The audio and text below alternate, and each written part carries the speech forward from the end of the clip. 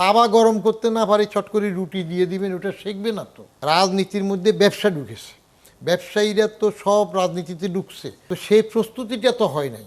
Homework লাগবে তো। তারেক সাহেবের ওয়াজের মধ্যে ব্যস্ত হয়ে গেছে, তো তাহলে কি হইতেছে আবার যে লাউ সেই কদু তেমন হইতেছে। তড়িগড়ি করে ইউনূস সাহেব অনেক সংস্কারই করতে চেয়েছিলেন, সেগুলা তার বোধহয় ঠিক হয় নাই। আমার মনে হয় না যে কোনো সরকার এনবিআর এর সাথে যথাযথ আলোচনার মধ্য দিয়ে তা এনবিআর এর সক্ষমতা দুর্বলতা যাচাই করে লক্ষ্য চাপিয়ে দেয়, বিষয়টা রাজনৈতিক কিনা লক্ষ্যটা চাপিয়ে দেওয়া। দ্বিতীয়ত, এনবিআরকে যখন বাড়তি লক্ষ্য দেওয়া হলো, সেই সাথে এনবিআর এটা করজাল কিছুটা বাড়ালো, সেই সম্পদ কর আরোপের জন্য একটা ডিসিশন নিল, অটোরিকশার উপরে সিদ্ধান্ত নিল যে বাড়তি কর আদায় করা হবে, মোটরসাইকেলের ক্ষেত্রেও। কিন্তু সরকার তো এই সিদ্ধান্তগুলো অনুমোদন দেয়নি।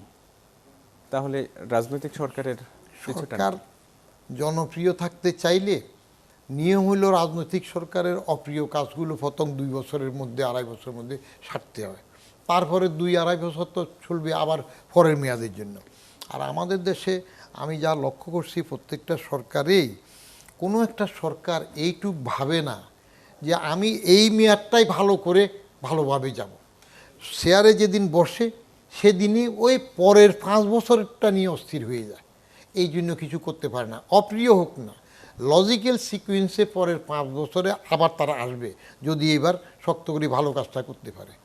এক, আপনি এনবিআরের সাথে বাজেট করার সময় এনবিআর কিন্তু বাজেটের সিদ্ধান্ত নিতে পারে না, এটা সিদ্ধান্ত নেয় সরকারের নির্দেশনা অনুযায়ী অর্থ বিভাগ।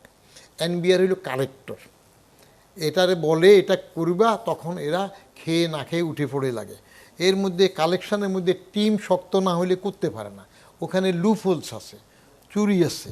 রাজনীতির মধ্যে ব্যবসা ঢুকেছে, ব্যবসায়ীরা তো সব রাজনীতিতে ঢুকছে, তো আপনি সেখানে ব্যবসায়ী যদি রাজনীতিবিদ হয় 60%-এর 65%-এ চলে যায়, সেখানে এনবিআর তার সক্ষমতা চাপাবে কীভাবে? একজোটে সব আসতেছে, এটা একটা বিরাট লুপহোল হয়ে গেছে, তো ব্যাকওয়ার্ড হয়ে গেছে। আপনার ব্যবসায়ী শুধু ব্যবসায়ী থাকলে আমার যতটুকু কন্ট্রোল থাকতে পারে, ব্যবসায়ী যখন এমপি হয়ে যায়, মন্ত্রী হয়ে যায়, ঋণ খেলাপি হইয়া, বিল খেলাপি হইয়া, দল খেলাপি হইয়া আবার মন্ত্রী হয়, ভোট করতে পারে, ইসি থাকে না, তখন যা হওয়ার তাই হবে। অতএব দুইটা করে কতটুক বেনিফিট হবে বা আদৌ করবে কি না সেটা পরে বসলে বোঝা যাবে। তড়িগড়ি করে ইউনূস সাহেব অনেক সংস্কারই করতে চেয়েছিলেন, সেগুলো তার বোধহয় ঠিক হয় নাই। এবং করতে গেলে কাকে দিয়ে করবেন? আপনি রুটি সেঁকবেন তো, তাওয়া যত ডিগ্রি গরম হওয়ার ততটুকু গরম করতে পারছেন কি না। তাওয়া গরম করতে না পারে চট করে রুটি দিয়ে দিবেন, ওটা সেঁকবে না তো, এটা শেখা হবে না তো। তো সেই প্রস্তুতিটা তো হয় নাই, হোমওয়ার্ক লাগবে তো। সে হোমওয়ার্ক না করে এখন যদি আপনি সাইকোলজিক্যাল স্যাটিসফ্যাকশনের জন্য আবার যেটা লক্ষ্য হতেছে, হাসিনার আমলে যে ব্যবসায়ীরা হাসিনার ওয়াজ করতে করতে অস্থির হয়ে গেছে, শেষ মুহূর্তে সভাতে ওয়াজ করছে, তাদের এখন দেখতেছি আবার তারেক সাহেবের ওয়াজের মধ্যে ব্যস্ত হয়ে গেছে। তো তাহলে কি হইতেছে আবার যে লাউ সেই কদু তেমন হইতেছে। এটা যদি আপনি থামাইতে না পারেন, সেই গেমাঠে থাকেন, তাহলে পরিণতিটা আবার ওই রকম দিকে যাবে।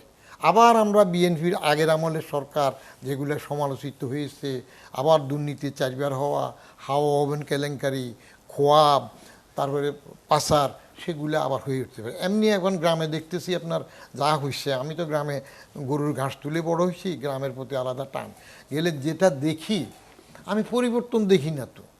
ওই যে আগে যে পান্ডা গুন্ডারা করছে আওয়ামী লীগের, এখন ওই ঠিক আবার নূতন বাজাদের দলের লোকজনরাই করতেছে, 20-40 থেকে সবটা করতেছে, এবং ওদের সাথে আবার একজোট হয়ে করতেছে। No change.